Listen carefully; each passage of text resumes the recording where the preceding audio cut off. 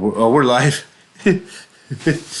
Oh, Mount Graham. Yeah, sorry. We were talking about places like Skinwalker Ranch before we started, and um, holy shit. Well, like, let's get on with the news of the day. Um, Jeremy Corbell dropped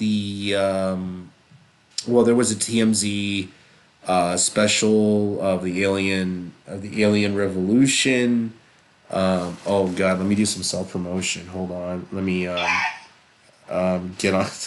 Let me get on my Twitter and restar this or re RT this. Hold on, share, copy link.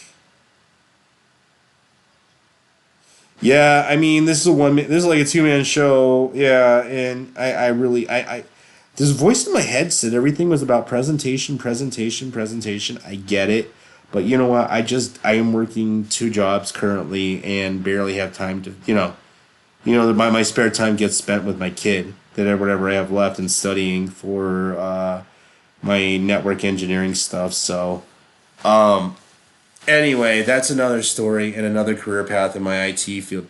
But Jeremy Corbell dropped the TMZ stuff, and then now we have the Iraq gimbal video that came out where there was, I think it was a Brad not a it was an army. I don't think it was a Bradley assault vehicle, but it was some kind of gunner that was out in Afghanistan out in the middle of nowhere and was filming a UAP in the middle of bumfucks nowhere, hopping around, skipping around, looked just like the other gimbal video that the Navy had filmed. So we're starting to see a like the one in the background of this show.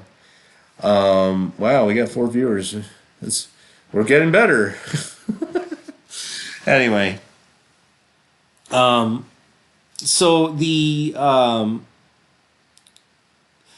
I'm noticing with that video, and I'm not sure if the listeners are familiar with Bob Lazar, what Bob Lazar had said about how they use a 3-point gravity assist system, and they kind of aim it. It's not a propulsion; it's more like grab and pull because you're bending space around you and using these devices to basically pull yourself to where you're at. It's kind of a different concept. But the thing was, and he did say, there were flaws in this thing, and they said it was a Delta and Omicron mode, or mode A and B. In mode A, where they're traveling, light speed or whatever, these things are easier.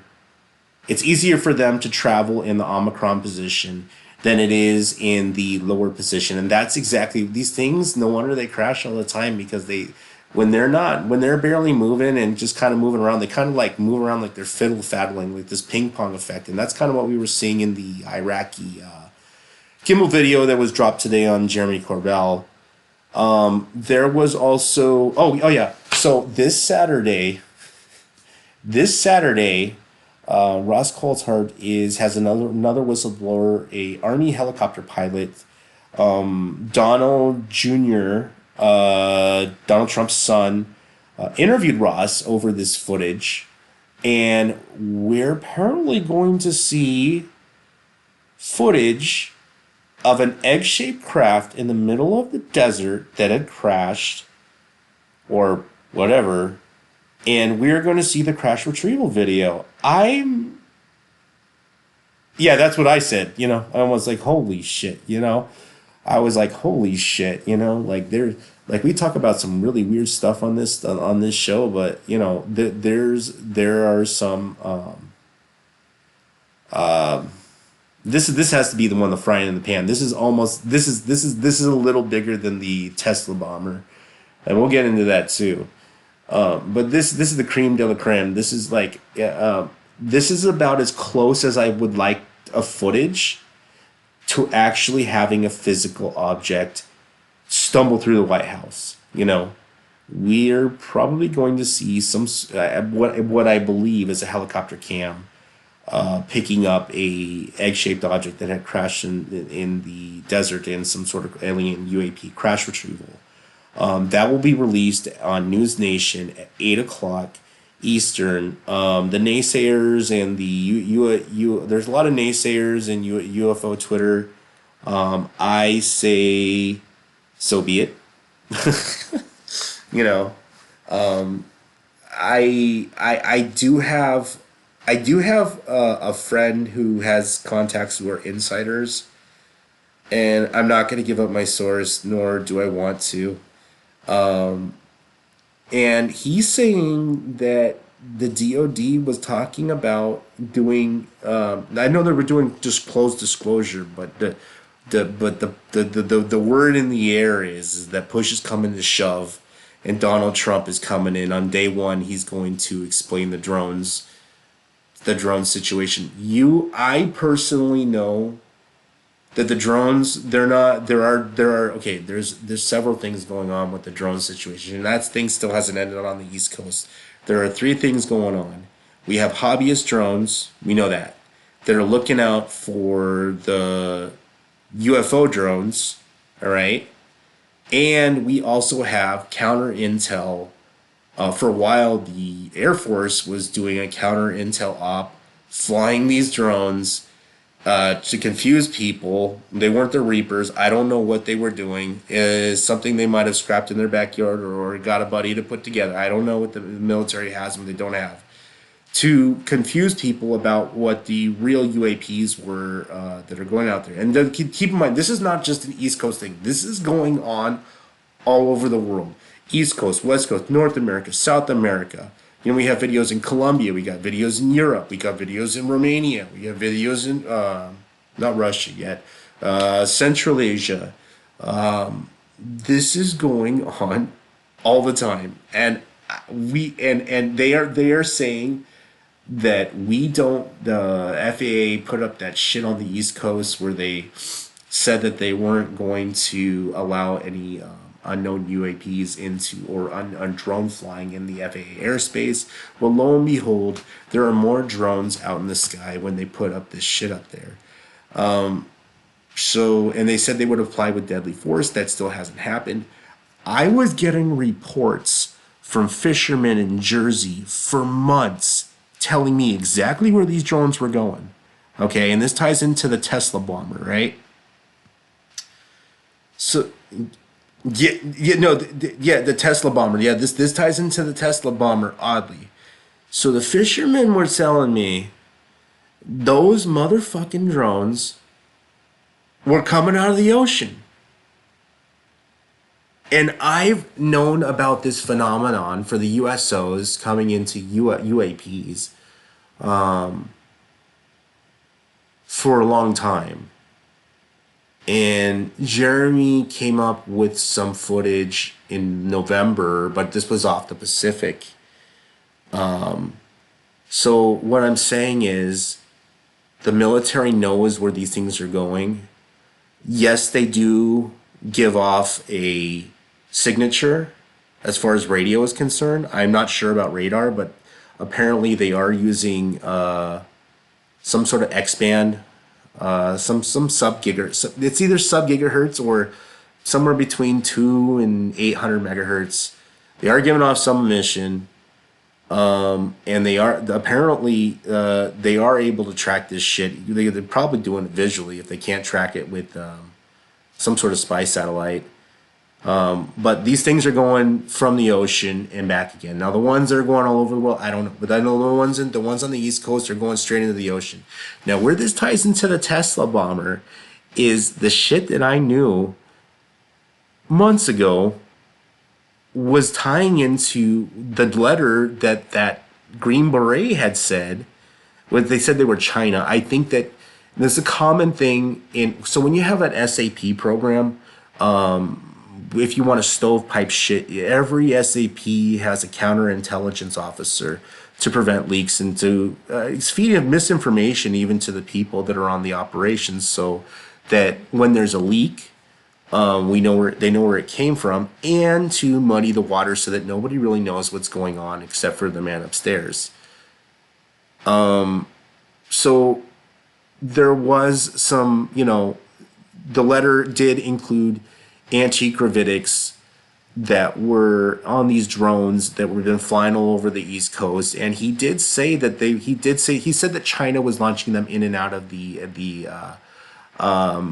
Pacific or the Atlantic. My source tells me they're not Chinese. He says they're unknowns.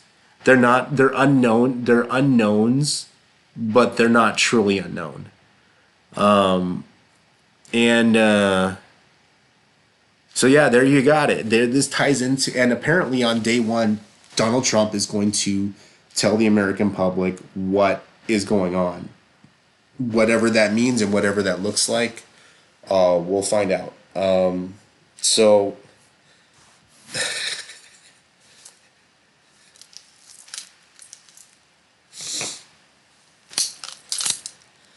it's got, but this has gotten to a point. There is so much push for this, right? And what Donald Jr. was saying is that, you know what, if America's gonna be the best, right? We're gonna come out, with a new technology that's going to, change the world. And hey, you know what? I can fight behind that. You know what? Hey, I really don't care about politics as much as the next guy. I could really give a shit less, really. I mean, I'm kind of like a 9 to 5, I'm an IT worker. I work two jobs. Hey, if it makes my life better, be it. This is the tech that's gonna change the fucking world. You know, no more, if we have an anti-gravitic system that can have an unlimited payload, hey, there you go. You get rid of shipping costs, off-world technology, off-world colonies, this is the kind of shit that we need coming out to the fucking public and being released, and people think this is all poppycock and fucking whoop-de-doo, or whatever. It's not. Bob Lazar kind of gave us a rough skim down. Do I have some disagreements with what he said? Of course I do. But now we're finding that there are specific compounds of muscovium that look like higher up on the was it electrons to proton ratios that look like there might be a stable version of muscovium, which was the power cell for the cyclotron that was creating this anti-gravitic system. So it's starting to look like what we were told in 1988 by Bob Lazar might be what these things, might be what's powering these things. It might be a nuclear reaction with a specific element that has specific properties. And we know that stuff like this exists. When you start messing around with ratios of elements, they start having these weird properties that just don't exist in nature.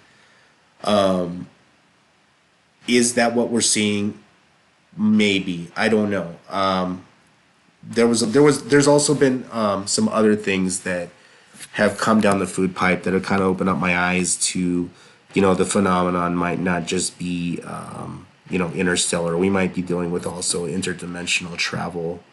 If you think about Kusa-Klein particles and how if you could travel, let's say if you go to a fifth dimension, let's just say that point A to point B would be, let's say that represents where, let's just say that if reality is multi-layered, and a three-dimensional reality would be like the size of like a football stadium, and you're traveling from point A to point B interdimensionally.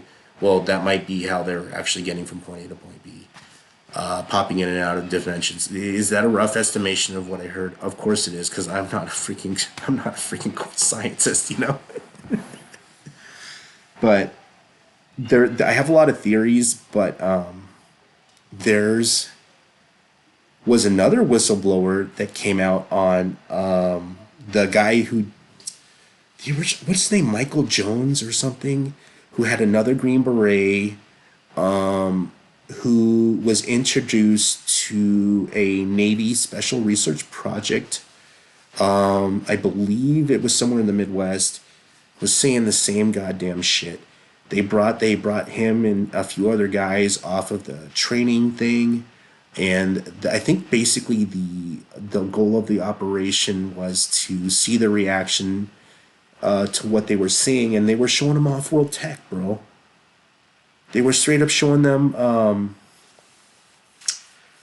The drones, the physical orbs, the metallics. You know, you ever seen that horror movie where they have the orbs that kill people?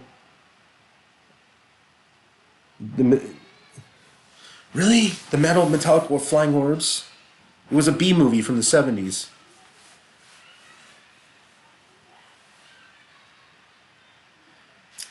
Phantasm, phantasm, phantasm, phantasm. Yeah,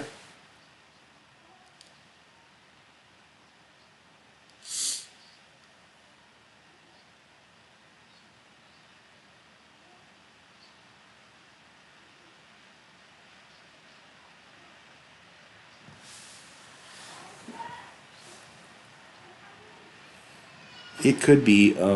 But the thing that verifies these flying orbs, we have the Foo Fighters back in the 50s and 60s, but believe it or not, in Virginia in the 70s, one of these motherfucking things crashed on somebody's fucking farm. And they're bringing it around and they're playing around with it. It was rolling around forever. And they brought this thing to be tested one day by some sort of UFO investigation. And they did a little switcheroo on them. They gave them something else back. This device was moving around their fucking farm and rolling around. There's even footage of this shit. I can't. I think it's called something. Oh God, I'm so bad with fucking names. But there was footage of this like orb thing that crashed. That was rolling around a farm, some metallic thing for a while. It's just it. Yeah, yeah.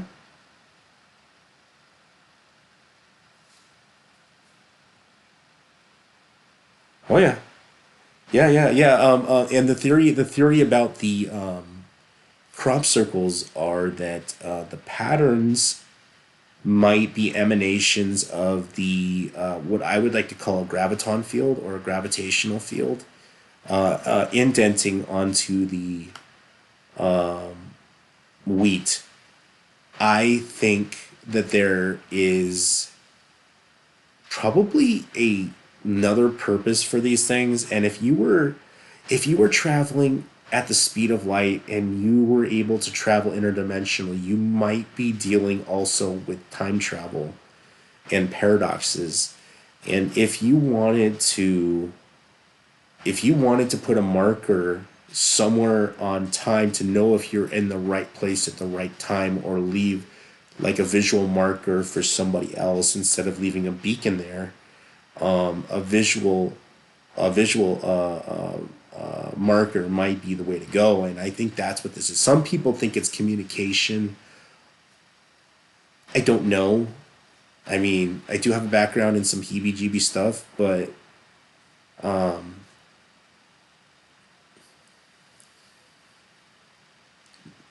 dynamic, yeah.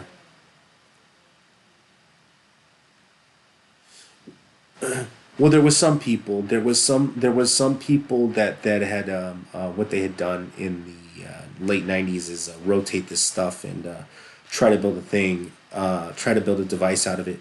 Now there is some cutting edge stuff coming out of plasmoid technology that does look similar to some of the stuff we see in the crop circles, but this is inside of a secret research lab, and we don't know how they were able to produce any of these kind of effects. So there's the government, believe it or not, has is investing a lot of money into plasma technology, mainly into its military apparatus stuff. There's all sorts of creepy stuff you can do with it, like you know, use it to just for.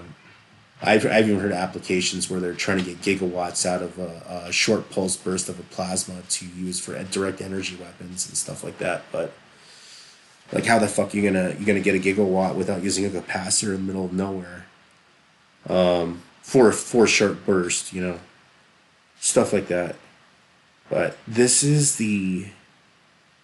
one or two things are gonna happen. They're gonna the government this year is gonna sweep this shit under the rug.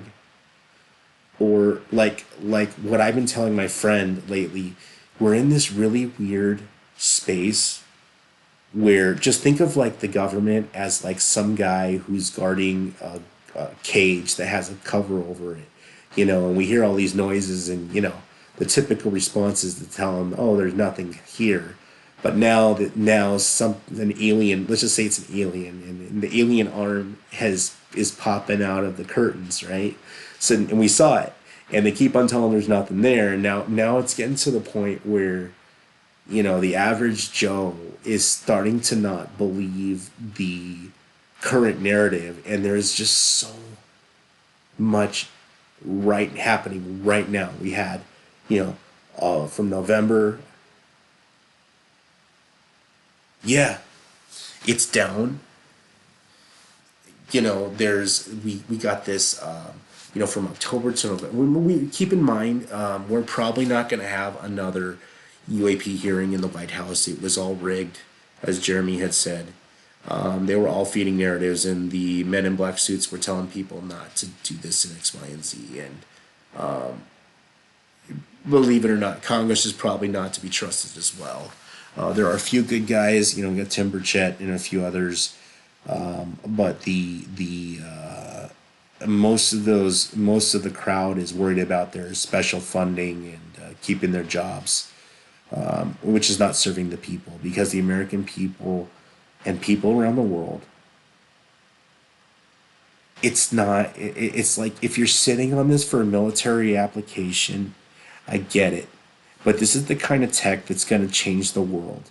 This is the kind of tech that's going to either break our civilization or enhance it. And I think it's going to enhance it. But there's some larger implications. Once you start introducing stuff like this, then what are governments going to do when Johnny wants to go fly to Pluto and create a colony? You know?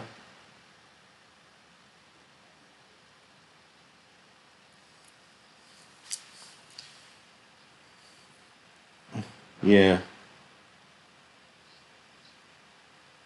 Yeah, I lived in the.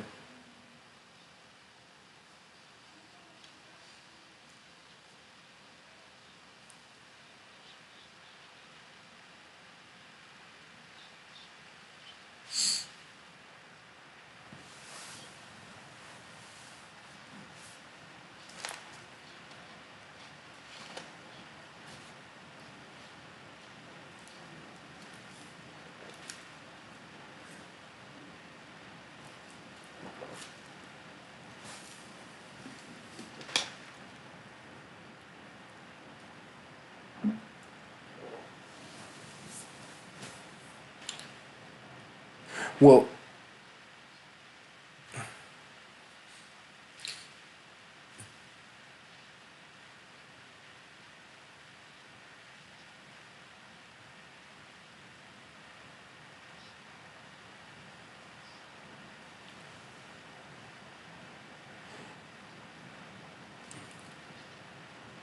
we know exactly. We know exactly why they're transmedium. Technically, if they are doing what they say they're doing, remember I explained. Oh, I might have done this on the first few episodes. If they're truly bending space around them, all right. If they're bending space around them, they are truly in their own dimension, their own. They might be. You might be able to see it, but they're not affected by gravity, the laws of our reality of physics. You could do a 90-degree turn without hitting any obstacles. You could go through water because technically there is no water on the craft. You're creating your own little pocket of space and traveling with your pocket of space. It's a completely different way of thinking about how to travel, and this is. I mean, I imagine, when these things are in full mode, you probably can't shoot them either, because technically they're there and they're not there at the same time.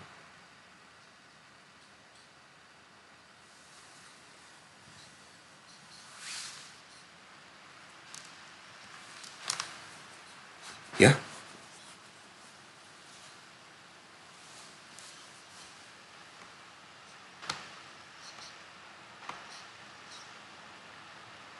Yeah, and that seems to be.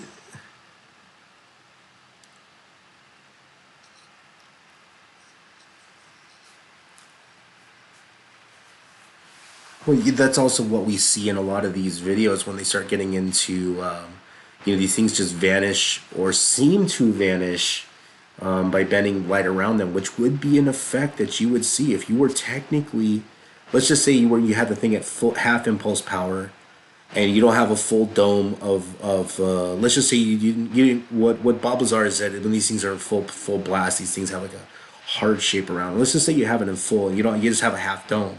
Okay, maybe that's why you can still see the craft. But when these things go in full whatever mode and have created their own pocket of space, light is bending around that pocket of space. You're not going to see it. That's a crazy part.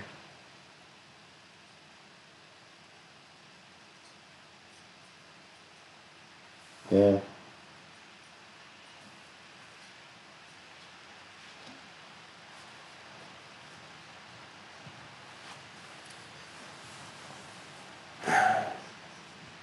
There's another weird. What? Huh?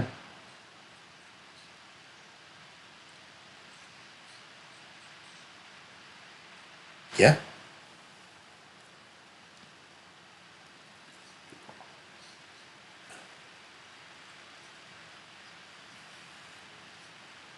Well,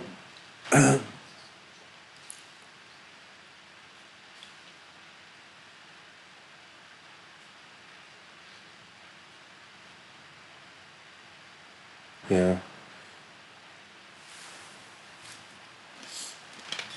There's so.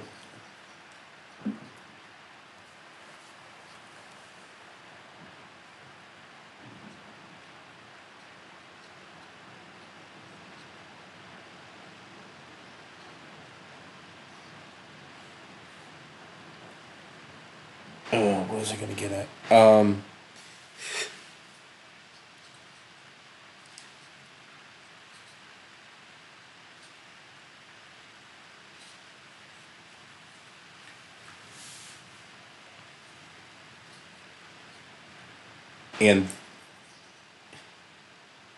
And there is a CIA Office of Global Access that does use special forces and big rig recovery teams who have NDAs.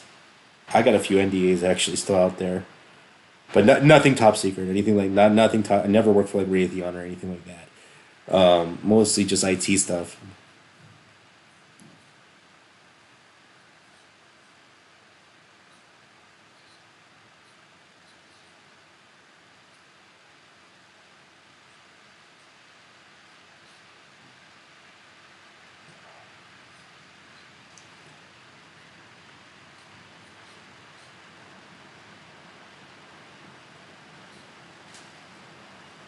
I told you about in the '90s. I was told about the Navy underwater. They call it recovery team, and some guy on God in the '90s blip blopping about they were it was on Art Bell, and he was a caller. He wasn't a guest, and he had like a 15 20 actually a 40, I think it was 45-minute call where they were looking around for nuclear signature. And so they have this like device. I guess this is the '90s. I guess the Army or the Navy had a machine that could visually look at stuff and determine, or they had a book or something that determine the shape of what the hell they're picking up. And when he got the rover or the mechanical arm to pull it up and the camera, he said that this thing has been down here at least for 40 years with the amount of sediment. And he said it was a saucer at the bottom of the ocean. Yeah, and the American public, is how should I say that? They're if you don't believe this is real, I don't know what to tell you. Like I might walk from a different point of life, and I might have a background in the esoteric field, and I experienced stuff that would, pretty much put me into a loony bin, and if I said a lot of it out loud. Some of it is out there, some of it was on the show. But I'm telling you, this is also real too.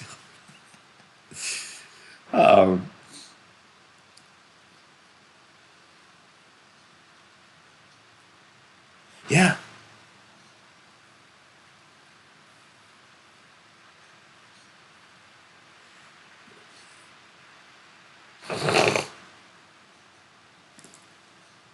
Oh yeah, you want to hear something crazy? This is something cutting edge, and this is not UFO related.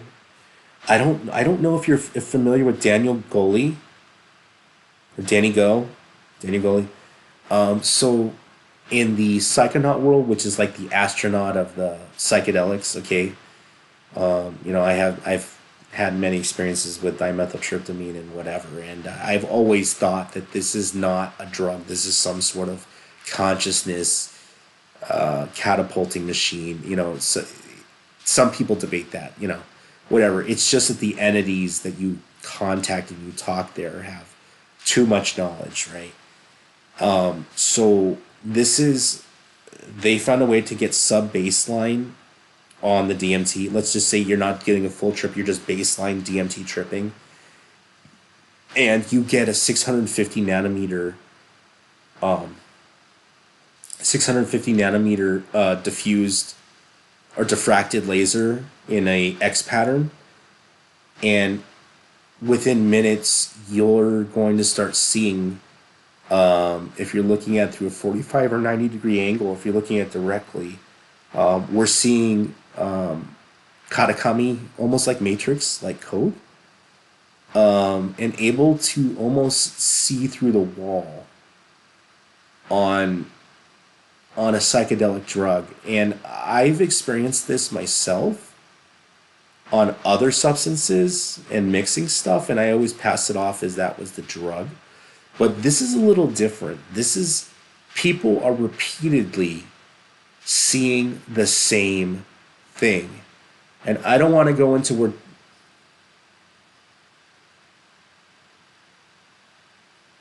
Yeah, yeah. Now, I don't want to get into where Danny has gotten, and it's starting to make me think whether this is real or not. But through the whole, hypothetically, let's just say that reality might be digital. And when I say simulation, I might be that is the nature of everything.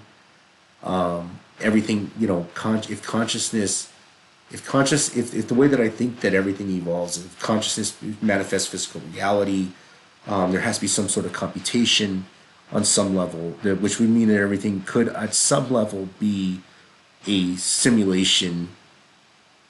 That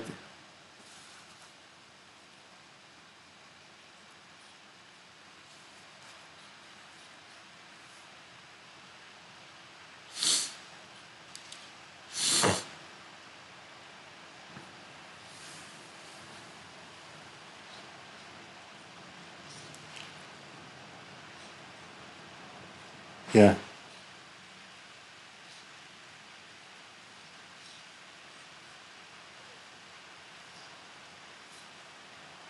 rendered. It's being rendered. Yeah, lifetime. Yeah,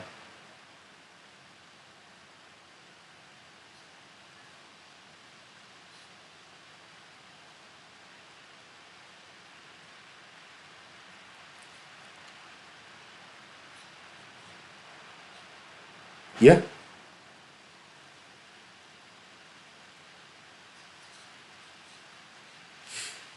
And that's kind of what we have been experiencing on some of these psychotropic drugs. The weird part is, and what is what Daniel Goley has come to, because he is way beyond seeing this code there and what it is. He's saying that something that I had come up to maybe 20 years ago when I first tried it is that the, let's just say your brain is the filter, okay? And there's a lot of evidence about that because the brain doesn't exactly interpret everything that's out there. It actually does a filtering because The unconscious mind can process all of it, but your conscious brain cannot focus on everything all at the same time. It has to process it like a little bit at a time. And I've always thought that it might be a little bit of both. It might be a little projection, or it might be able to see what is there. But if the drug is affecting the 5-HT2A receptor, which also alters consciousness and visual in the visual cortex, with what we are seeing visually with our eyes, you may be able to see pockets of reality that might be overlaid. And we see, and we've seen this. Like, why do all meth addicts start seeing people? You know, why is it people? Or demons or whatever. Like, what if reality is multi-layered, right? It's like the drug is tuning it a little bit, is tweaking it, and you're able to tune into a little bit of what's there. It, yes, and and that's what I think that DMT or NMDMT is probably doing. Now, is there a little bit of coherence with physical reality and consciousness? Yes, I totally believe that. That we say have group hallucinations or whatever. There might be some projection going on there. What you're seeing visually might also be an inward projection. It's kind of like if you're in a better attitude, the world around you starts to seem better. It's not only because the way you're interpreting it, you're also projecting that. It's kind of like when you buy a red car and all of a sudden you start seeing red cars, because now you're projecting that and you're looking for it. But what I'm saying,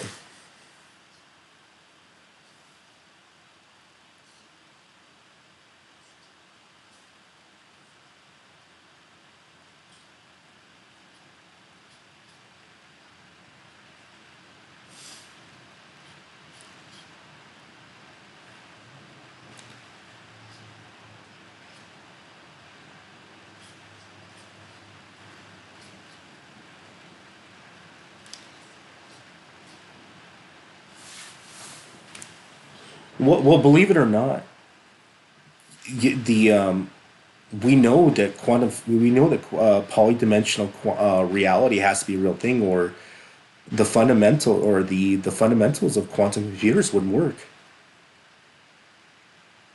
Am I wrong?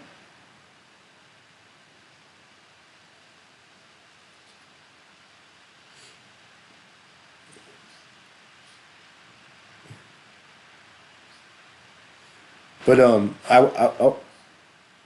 ahead.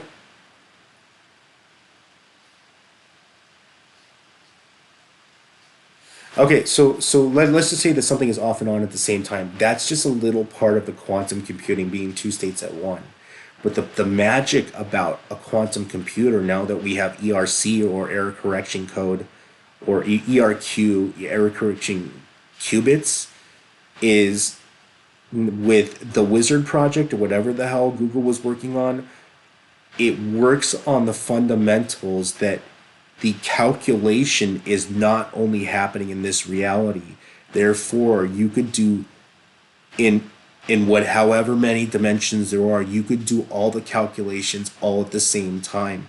And that's how we're running through like 10,000 calculations every second. It's not how many bits there are or how many quantum realities there are.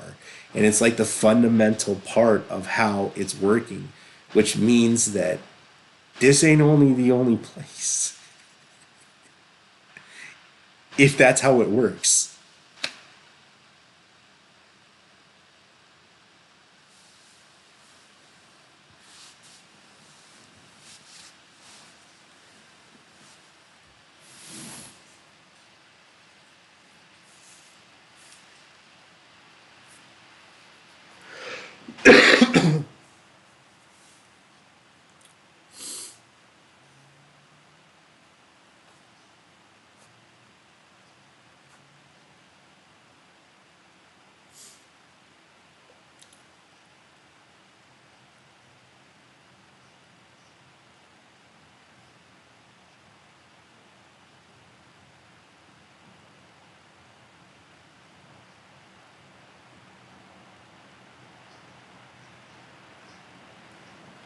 Oh, this Sleeping Prophet, Edgar Casey.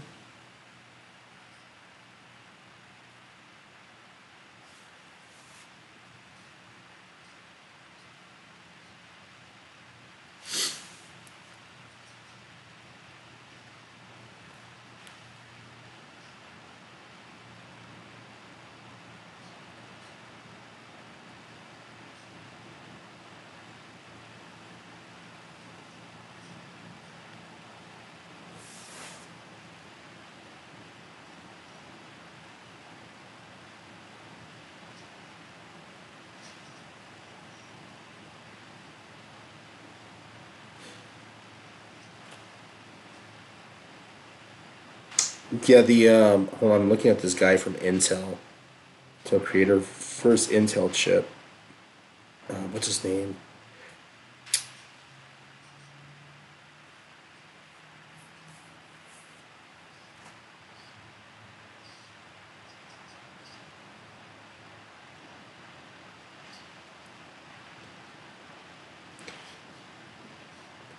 Well, there was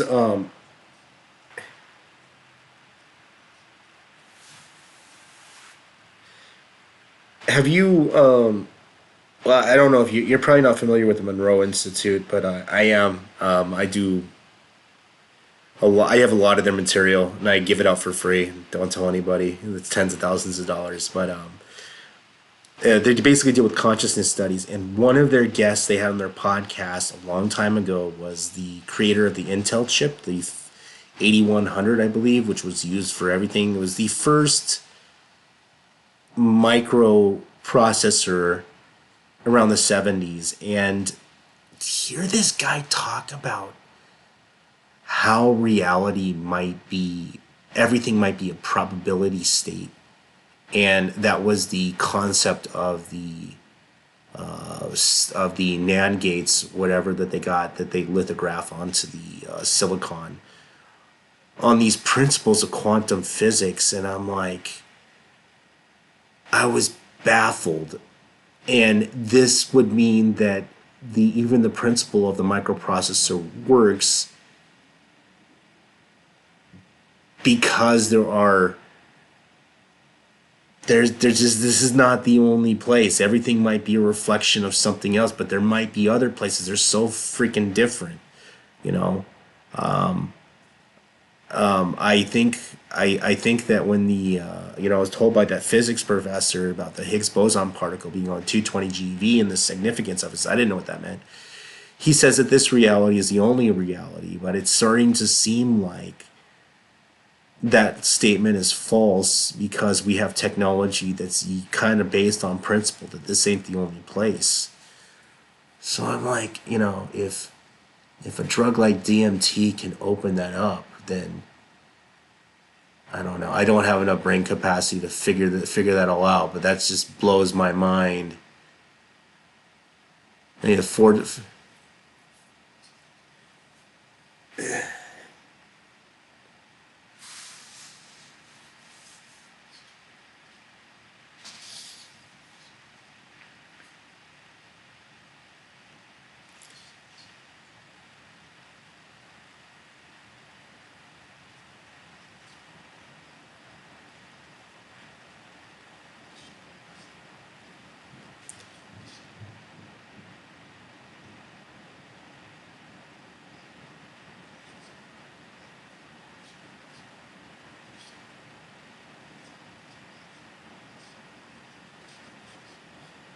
Me too. Me too. I always tell people if you want to find a designer, don't look at the big things. Look at the small things. You'll see the man behind the curtains.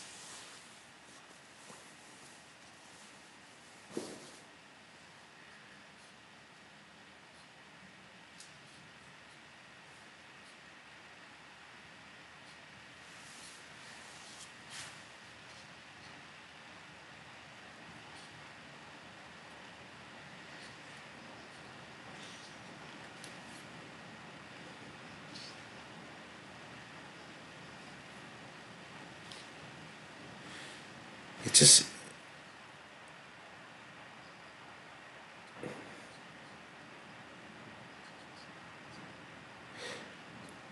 Although they do think that the brain on the microtubules do process some quantum bits of information, not the actual neurons, but we're talking about the little tubules.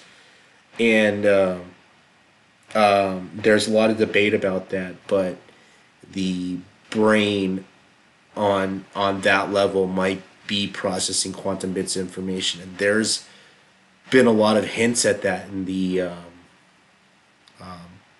and I know a lot of people are not into the Stargate, Project Stargate, or whatever, but Skip Atwater said something that I read from a Russian book, from the Russian Stargate program, which was cosmic consciousness, and he said something very strange that a Russian physicist had said decades before. He said everywhere, every when. And he says that's the nature of our reality. It's not. There was a Russian physicist named Kavarsky who discovered torrid fields, and the Russian government had let some guy with unlimited funds go nuts with it, and eventually ended up doing the Russian version, which predated the remote viewing program by almost a decade. And they were messing around with stuff that it wouldn't work if that's how reality works. They basically were saying is that because of our physical nature, we are traveling with reality, right? Like in one direction.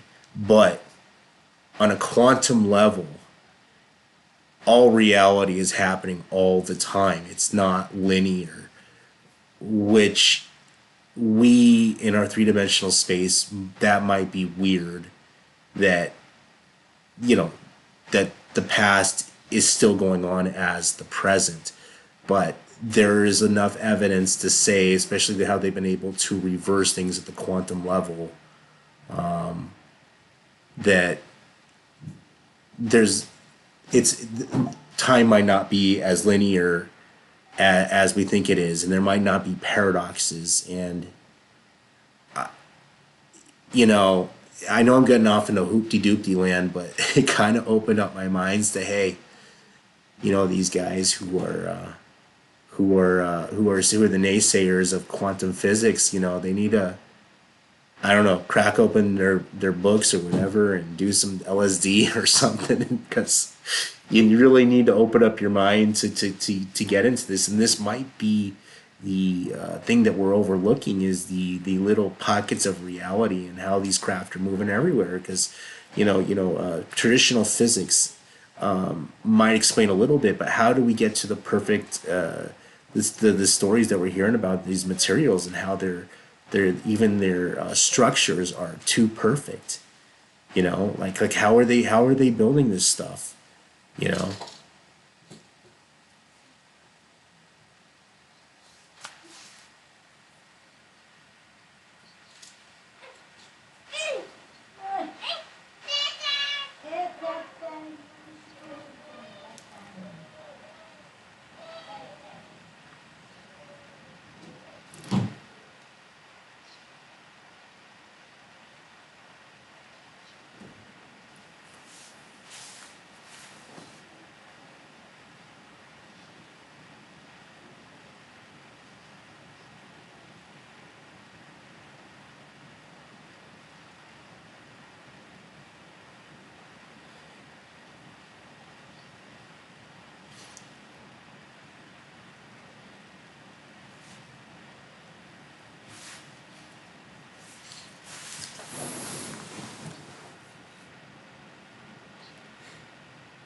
Bob always says these things look like they were injection molded, but now we're able to print stuff in metal with 3D printers.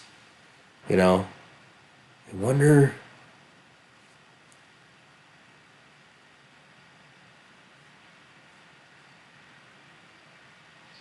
Oh, presses, but yeah, that there's when you press powdered metal, it has to be heat treated though. It's not lickety lickety split. You need to actually heat treat it afterwards.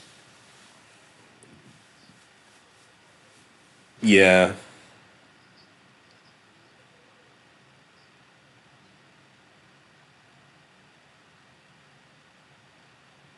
yeah, it doesn't it doesn't. No, a lot of people don't understand that, metals have a crystalline structure, and the more perfect it is, the stronger it is. And you kind of get that's what the whole purpose of heat treating. And now we know that also the reverse what's it called, nano people they found ways to do the opposite with cryogenic metallurgy.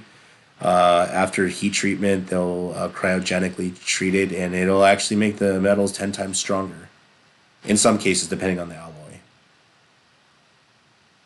You know, it's. I think that whatever we're dealing with is it's here. It's always been here. You know, like the whole Zeta Reticuli thing. I don't know. It just it might be.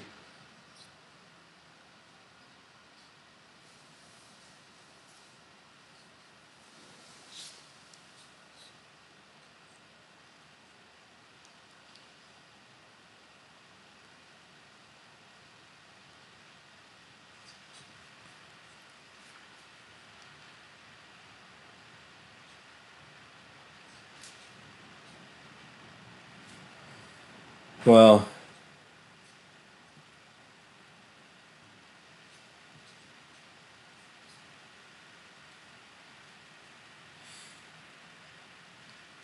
I always have this fantasy of like getting in one of those things and just doing a joyride. Always had a fantasy, and I'm hoping. Oh yeah, you going to joyride in UFO? Oh hell yeah! But I don't know. I would give up my left leg to do that, but oh yeah, just joyride. Like, where you want to go? Oh, let's go to Alpha Centauri. Okay, you know. But like the fact that we're I don't I've seen a lot of bullshit in my day, okay?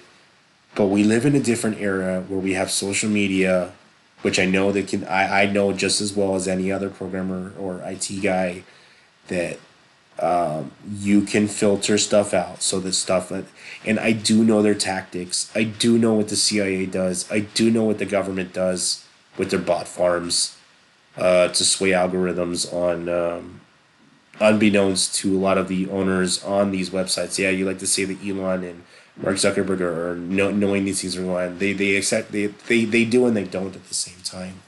But there are disinformation bots all over the place, specifically for political and military purposes, on almost every platform. And believe it or not, some of them are completely autonomous. But you can effectively make something go viral or the information out there. And we seem to be at this state where there's just so much going on right now that it's hard to not see it. We got a dead guy who tried to blow himself up in front of the Trump Tower and emailed a Navy SEAL podcast about anti-gravitic technology. For the past 3 months, we're still experiencing unknowns in our airspace every freaking night. And this is going all over the world. We had a UFO that landed in Manchester, UK in December. That a little orb just landed on the fucking runway and whoop went up. We got video of that. Like, how we have a dead body. We got shit, and we got Donald Trump saying that we got he's gonna tell us what the drones are about. We got Don Jr. showing part of the footage of a crash retrieval, and Saturday we have video of a crash retrieval. Like, what else? How are they gonna I don't know how they're gonna silence this, other than, if people still believe the mainstream media, then I don't know what else to tell them. Like, the mainstream media is bought and paid for by the governments.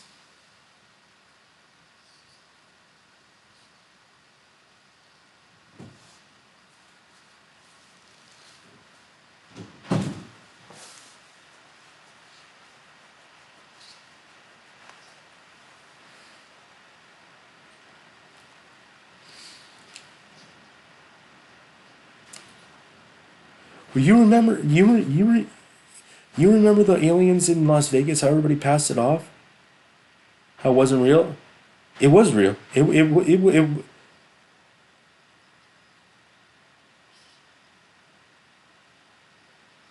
And then we had reports. Then we had the aliens. We had the fucking aliens walking around the mall in Miami, and then like I don't know if that was real, but I do know the one in Vegas was real.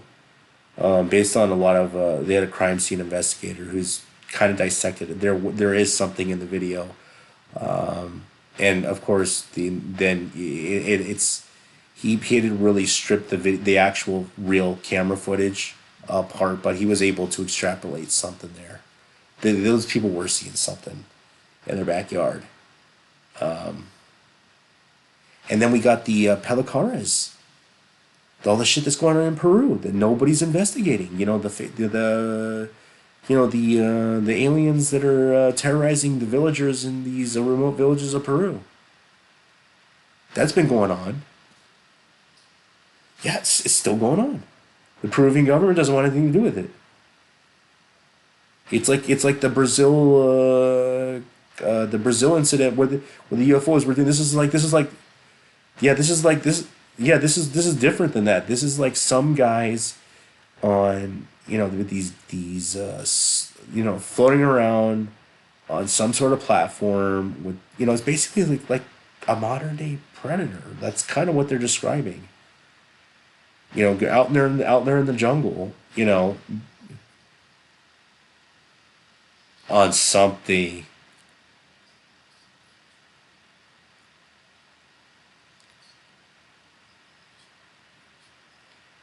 Well, the Pelicaris has been, believe it or not, the Pelicaris has been going on. I traced it back to the 70s. That might have been where that Schwarzenegger movie might have come from. It's not well known out of Peru because these are people who don't really have technology,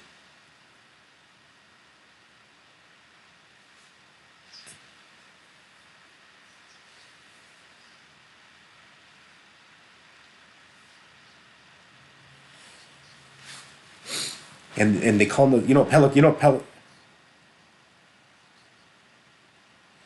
Pelicar. Well, you know what Pelicaris means in English, right? Face peeler.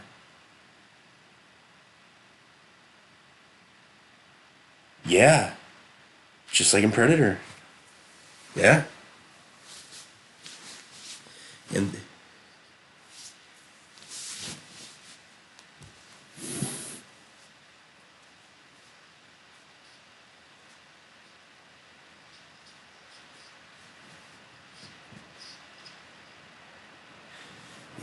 Bigfoot, the legend.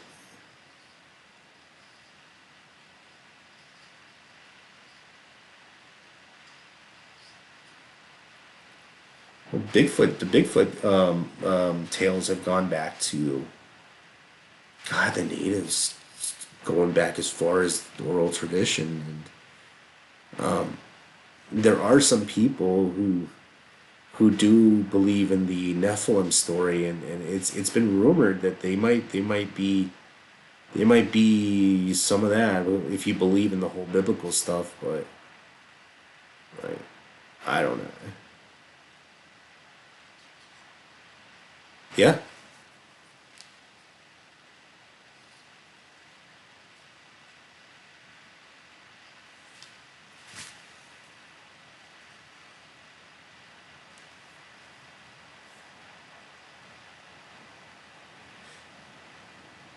yeah. There's,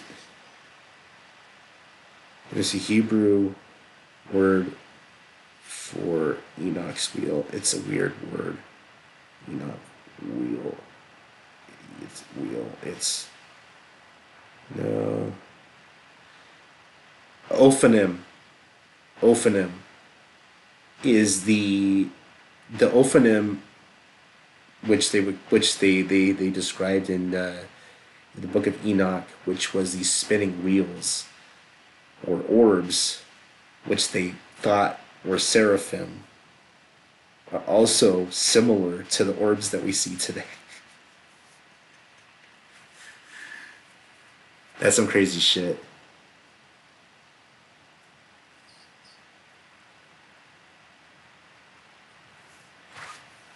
Man. We got a lot of viewers tonight. We got almost 50 viewers. Yeah, here, and we also got a YouTube channel. I don't do that. But hey, if you like this show, hey, we're bi-weekly.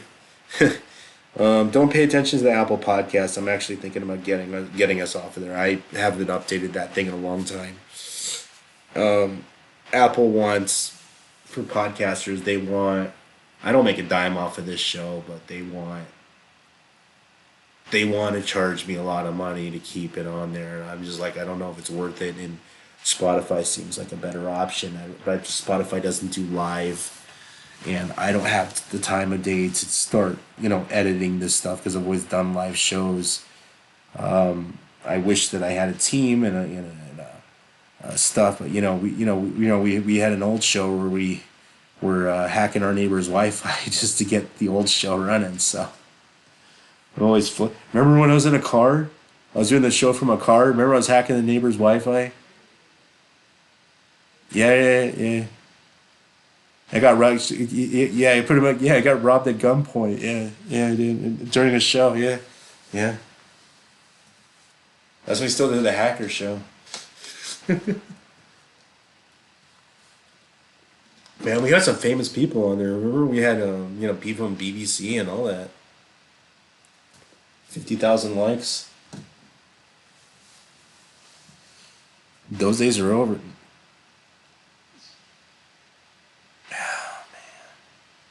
I still talk to Mark, but he's got a real girlfriend this time. Not like he didn't have a real girlfriend, but he's got a girlfriend that was in his area, which I feel, but at least he's happy. Yeah,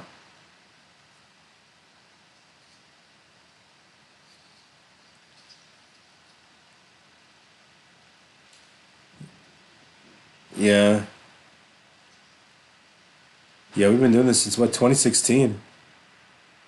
Yeah.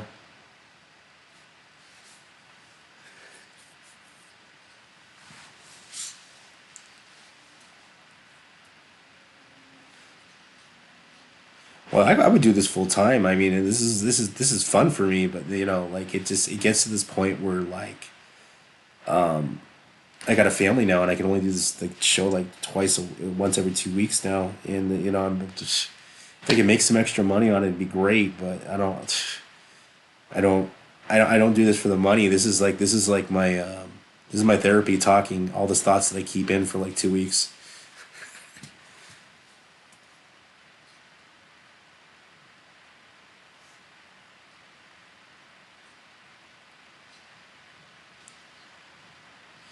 Yeah.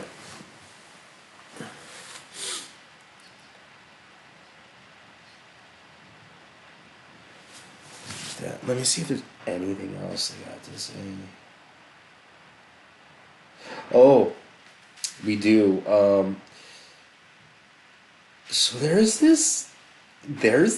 I don't even want to say it. There's been a couple people that have doing predictions at the beginning of the year, and one of them was like that priest that predicted like Donald Trump with the stuff being the assassination attempt that happened, predicted before that. He also predicted some other stuff, but he was saying something about uh, a solar flare in 2025 X70 class, which is like a Carrington event, which would knock out the power. Which is a very weird prediction because we just had um, what's not, it's not a CME. What's it called when basically the sun cracks a little bit? It create It's a void. And one of it was like 25% of the sun actually did that a few weeks, about 4 days ago. And it basically it created a CME, but it wasn't a flare up. It was just the particles from the fragmentation of the sun splitting itself a little bit. And this happens every so often, but never in my life. I've seen like ones that are like 60% bigger than the size of the Earth, but this one was 25% of the sun. And a lot of people are just looking at global warming. I'm like, dude, you need to look at the space weather because never in my life have I seen the sun act this fucking crazy. We're at the tip of the 11-year cycle. Well, guess what? It's going into year 12. We're in this anomalous zone where we're dealing with stuff that they were seeing in the 1880s, which was the Carrington event. So if we have an X70 class solar flare, I think it goes up to 100. You can kiss modern technology goodbye. Price.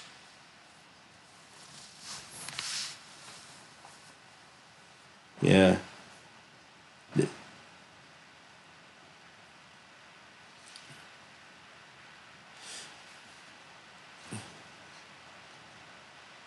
Yeah, I mean, people tend to think that everything is going to go out. You kind of misinterpret it. It creates an electrical field within the atmosphere that's highly ionized and has a high level of electrons within it, and you will see arcing, you will see whatever if it does happen. If something like Carrington event happens, which is like an X80 class, they suspect, which would today destroy all modern electron most. But if you have shielding around the silicon and the PCB board, you generally don't have to worry about it shooting up. But like most people don't have any radiological shielding of any sort on most electronics.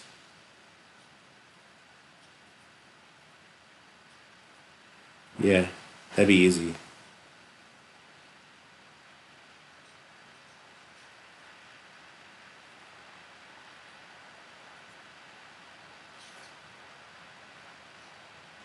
Yep. So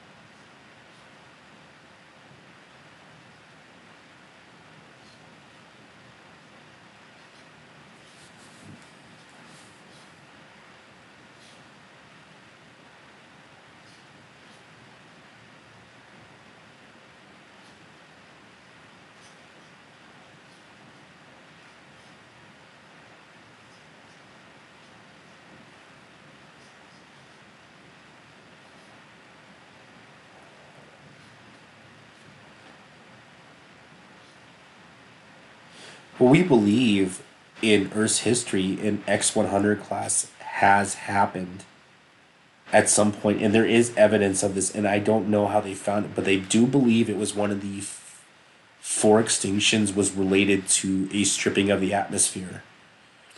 And and I'm guessing it's probably one of the when the bugs were around. I guess I don't know, maybe before the dinosaurs, but there.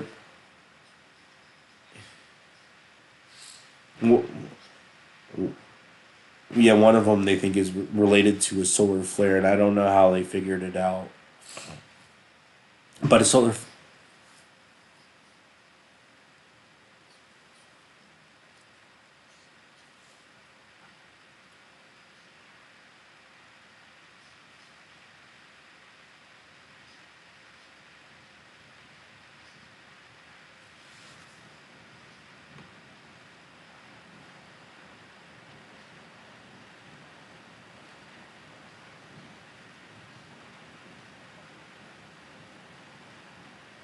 Oh yeah, yeah. I've been all over Turkey. I believe it's somewhere in I believe it's in Cappadocia area, which is a large southern region of Turkey. I spent a lot of time out there.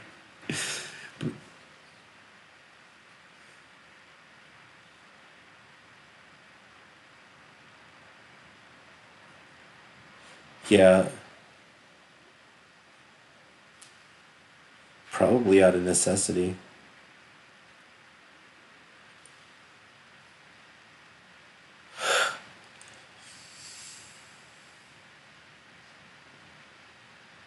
Well, that whole area is weird. You know, I was out in Gorem, and which is the middle of Cappadocia, in the middle of kind of nowhere, and I was out on an ATV, and I told one of the guys, "Hey, what the fuck is that?" He's like, "Oh, that's a monastery from the Gnostics." And I said, "Dude, there's just like a little monastery here from like when Jesus was around," and you're like, not necessarily Jesus, but fairly, within the 300 years after his death, when there's supposedly the Gnostics were around, and just out in the middle of nowhere, just there's no museum, there's no anything, just a little old monastery carved into the rock in the middle of nowhere, you know. God, I love that place. Turkey is so rich in history.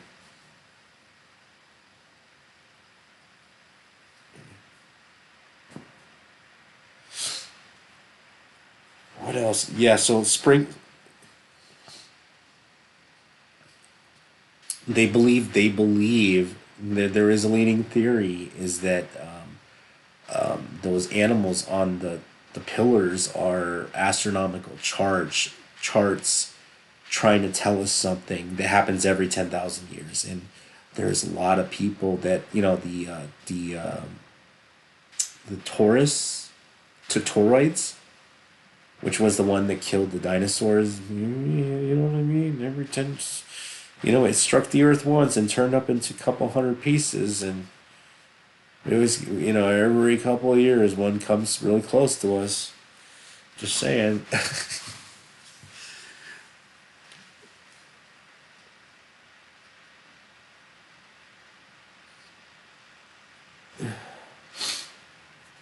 Celestial bodies.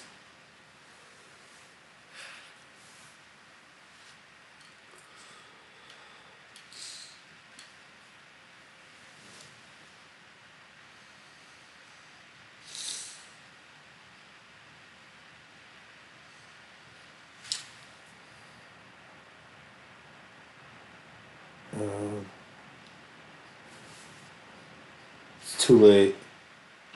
So yes, spring of 2025 expected X-70 class solar flare. That's according to the guy who predicted a lot of stuff this year. I don't know. Um,